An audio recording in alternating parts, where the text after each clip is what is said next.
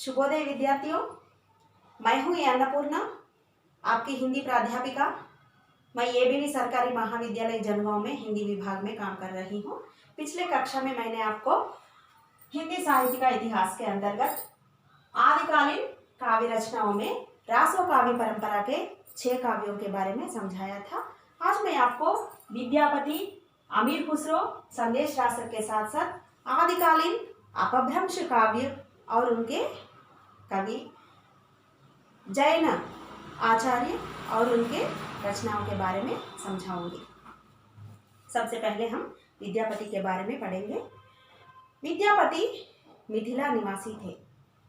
मिथिला निवासी कवि विद्यापति अपने कोमलकांत पदावली के कारण मैथिल कोकिल नाम से सुप्रसिद्ध हैं। मैथिल कोकिल उनकी उपाधि थी। अधिकांश विद्वानों ने उनका समय ईस्वी सन 1330 से लेकर 1446 तक माना है। उनके पिता गणपति ठाकुर संस्कृत के विद्वान थे। उनके पिता संस्कृत के विद्वान थे गणपति ठाकुर जी। विद्यापति मिथिला नरेश शिवसिंह के दरबारी कवि थे। राजा शिवसिंह के आश्रय में रहते थे। वे संस्कृत के प्राखंड पंडित थे, मतलब संस्कृत भाषा में निपुण थे वे। इसी कारण उनके द्वारा संस्कृत में रचित 11 ग्रंथ मिलते हैं। उनके द्वारा लिखे गए 11 ग्रंथ, संस्कृत में लिखे गए 11 ग्रंथ मिलते हैं। अपभ्रंश में उनकी 2 रचनाएं हैं। वे हैं कीर्तिलता तथा कीर्ति पताका। और मैथिली भाषा में रचे गए उनके गेय पदों का संग्रह विद्यापति पदावली नाम से सुप्रसिद्ध है। विद्यापति पदावली नाम से सुप्रसिद्ध मैथिली भाषा में रचे गए गेय पदों का संग्रह जो है वह विद्यापति पदावली नाम से सुप्रसिद्ध है। जिस प्रकार जयदेव ने गीत गोविंद में राधा कृष्ण के लीलाओं का वर्णन करते हुए श्रृंगार रस की धारा प्रवाहित किया है गीत गोविंद में, ठीक उसी तरह विद्यापति ने भी अपनी पदावली में राधा माधव के लीलाओं का वर्णन करते हुए श्रृंगार रस की धारा प्रवाहित किए हैं। और इनकी भाषा कोमल होने के कारण विद्यापति के कोमल कंठ से प्रस्फुटित इन मधुर गीतों की आकर्षण शक्ति के कारण इनको अभिनय जयदेव कहा गया है। जयदेव से भी श्रृंगार रस की वर्णना और भी कोमल पदों से किया है इन्होंने इनकी पदावली में। इस कारण इनको जयदेव से तुलना करते हुए अभिनव जयदेव कहा गया है। विद्यापति पर विष्णु स्वामी तथा निम्बार्क संप्रदाय का प्रभाव दर्शित होता है। और दूसरे कवि हैं उस समय के अमीर खुसरो। वर्तमान खड़ी बोली के प्रथम कवि अमीर खुसरो का वास्तविक नाम अबुल हसन था। खड़ी बोली के प्रथम कवि थे अमीर खुसरो। आदिकाल में तो अपभ्रंश रचनाएं, आरंभिक हिंदी भाषा के रचनाएं देख सकते हैं हम। और उसके बाद में भक्ति काल में और रीति काल में भी ब्रज भाषा का प्रयुक्त हुआ है। लेकिन जब आधुनिक काल की शुरुआत होती है तब खड़ी बोली का प्रयुक्त होने लगा है।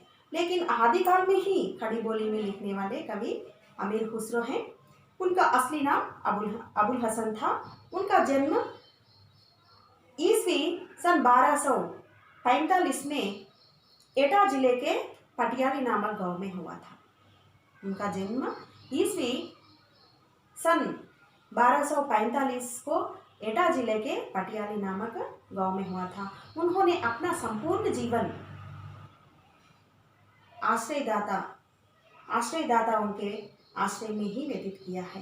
राजाश्रय में ही व्यतीत किया है। उन्होंने अपना संपूर्ण जीवन, मतलब उन्होंने जीवन पर्यंत कोई ना कोई राजा के आश्रय में रहते थे। उन्होंने तीन राजवंश गुलाम, खिलजी तथा तुगलक, तीन राजवंशों के 11 सुल्तानों के आश्रय में रह चुके हैं और उनके उत्थान पतन को भी स्वयं देखा है।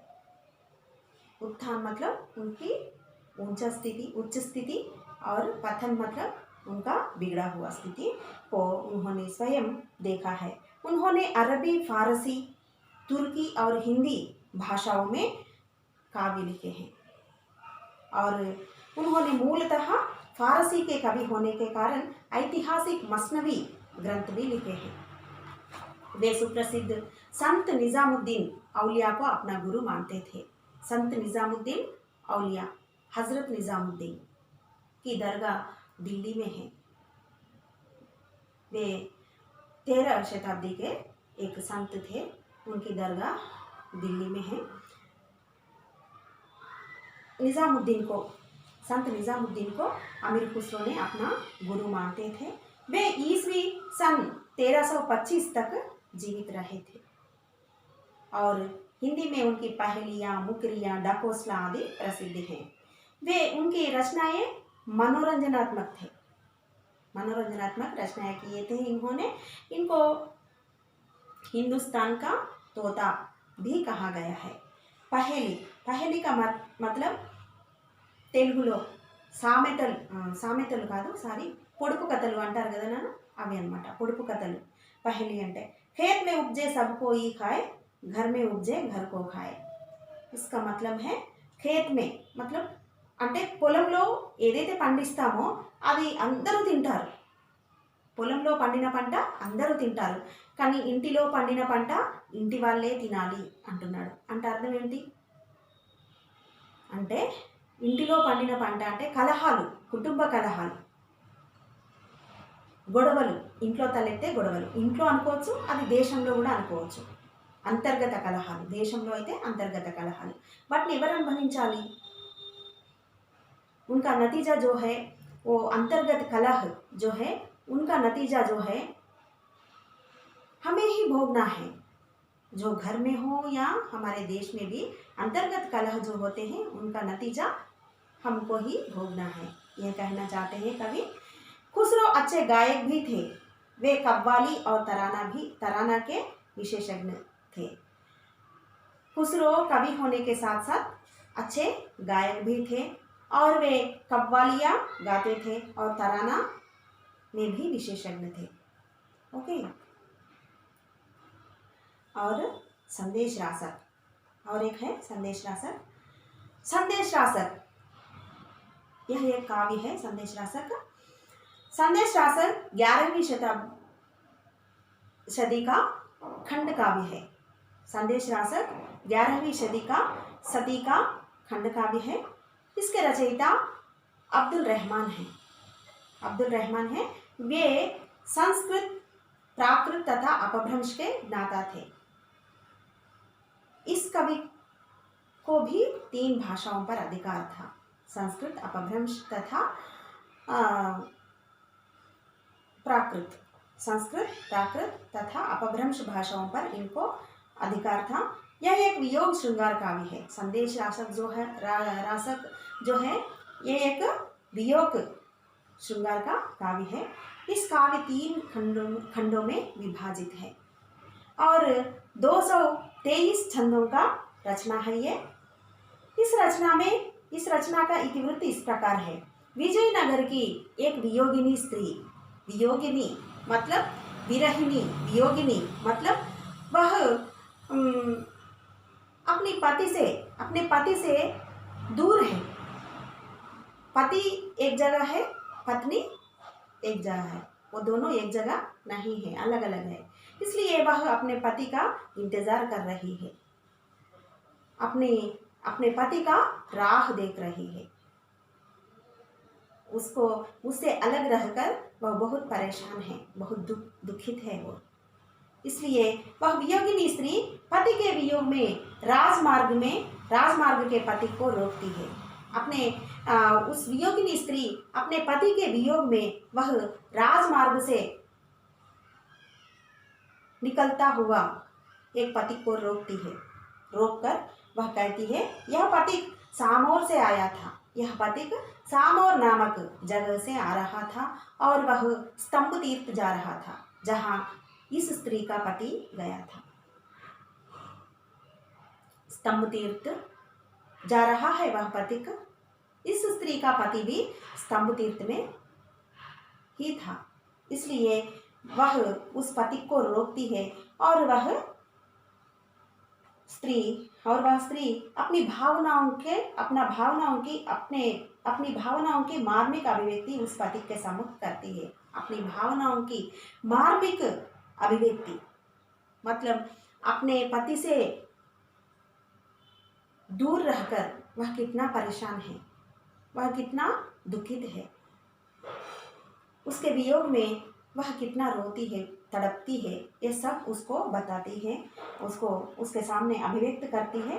इसलिए उस ज़माने में तो पत्र लिखना भी कम था और फ़ोन वगैरह तो नहीं थे, इसलिए जो भी संदेश भेजना है अपने लोगों को वह लोगों से ही भेजते थे, दूसरे लोगों से ही अपने लोगों को कोई ना कोई संदेश भेजते थे उस समय के लोग।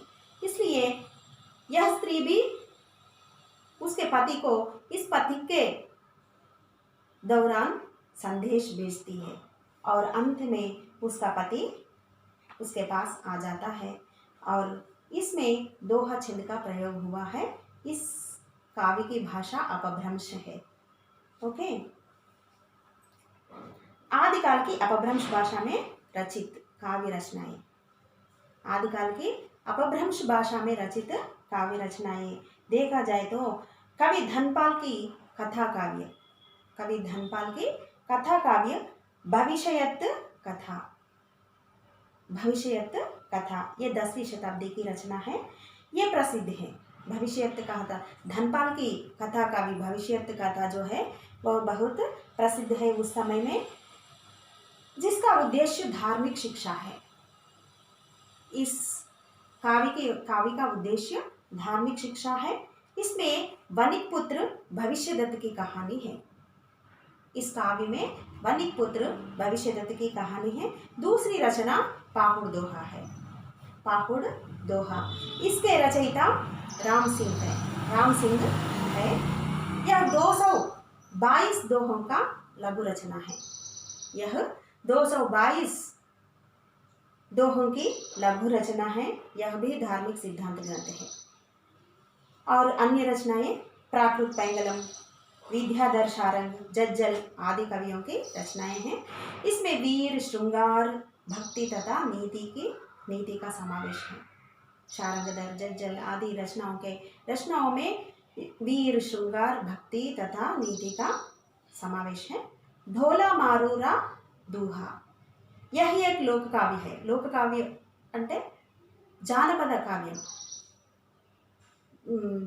కావ్యం అంటే చదువుకోని వాళ్ళు కూడా కంఠస్థ నోటికి పాడుకునేటువంటి కావ్యం అన్నమాట। इसमें ढोला नामक